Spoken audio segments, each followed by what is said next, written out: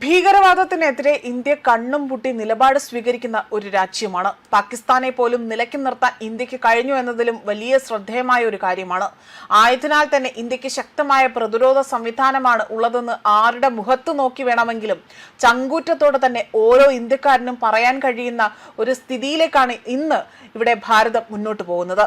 പ്രതിരോധ ചിലവിൽ പോലും ഇന്ത്യ ഇന്ന് 5ാം സ്ഥാനത്താണ് നിൽക്കുന്നത്. പ്രതിരോധ ബഡ്ജറ്റ് ആകട്ടെ 8.9% തന്നെ വർദ്ധിച്ചു എന്ന ഒരു റിപ്പോർട്ട് ഈ കഴിഞ്ഞ ദിവസങ്ങളിൽ പുറത്തു വന്നത് ലോക രാജ്യങ്ങളെ ഒന്നടങ്കം തന്നെ അതിശയിപ്പിക്കുന്ന ഒന്നായി മാറുന്നതാണ്.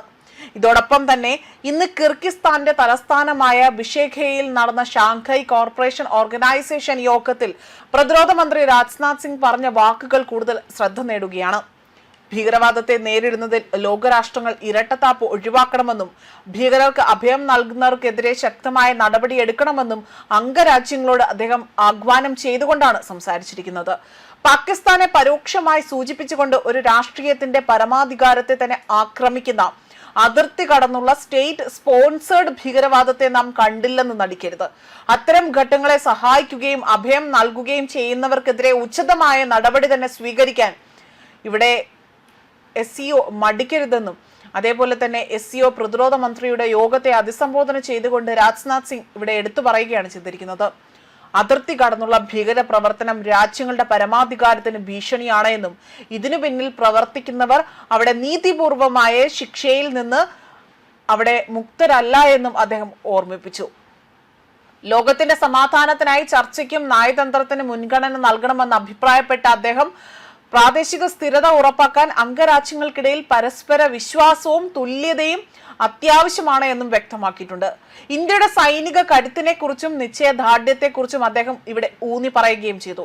ഇന്ത്യയുടെ ശക്തമായ ദേശീയ ദൃഢനിശ്ചയത്തിന്റെ വ്യക്തമായ പ്രകടനമായി തന്നെ ഓപ്പറേഷൻ സിന്ധൂർ സൈനിക പ്രതികരണത്തെ അദ്ദേഹം ചൂണ്ടിക്കാണിച്ചുകൊണ്ടാണ് ഇക്കാര്യങ്ങൾ സൂചിപ്പിച്ചിരിക്കുന്നത്.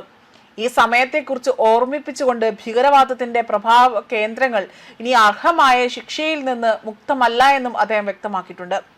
ഭീകരവാദം, വിഘടനവാദം, തീവ്രവാദം എന്നീ 3 തിന്മകളെ നേരിടുന്നതിലെ സ്ഥിരമായ ആ ഒരു രീതിയെ ആശ്രയിച്ചായിരിക്കും ഈ ഒരു കൂട്ടായ്മയുടെ വിശ്വാസ്യത ഇവിടെ മുന്നോട്ട് കൊണ്ടുപോകുന്നതെന്ന ഒരു അഭിപ്രായം കൂടിയാണ് അദ്ദേഹം പങ്കുവച്ചിരിക്കുന്നത്. ഭീകരവാദത്തിന് ദേശീയതയോ വിശ്വാസ്യതയോ അല്ല, അതൊന്നുമില്ല എന്ന് പറഞ്ഞ രാജ്നാഥ് സിംഗ് അന്താരാഷ്ട്ര നിലവാരത്തിന്റെ സുസ്ഥിരമായ ആ ഒരു സംരക്ഷകരായി തന്നെ പ്രവർത്തിക്കണമെന്ന് ഈ ഒരു ഫോറത്തോട് ആവശ്യപ്പെടുകയാണ് ചെയ്തിരിക്കുന്നത്. ആഗോള സുരക്ഷയെക്കുറിച്ച് അവിടെ പരാമർശിക്കവേ തന്നെ വർദ്ധിച്ചു വരുന്ന ഏകപക്ഷീയത കാരണം അന്താരാഷ്ട്ര സമൂഹം ഒരു യഥാർത്ഥ പരിശോധന നേരിടേണ്ടതിനെ കുറിച്ചും അദ്ദേഹം ഇവിടെ അഭിപ്രായപ്പെടുകയും ചെയ്തിട്ടുണ്ട്. ന്യൂസ് ഡെസ്ക് കർമ്മ ന്യൂസ്.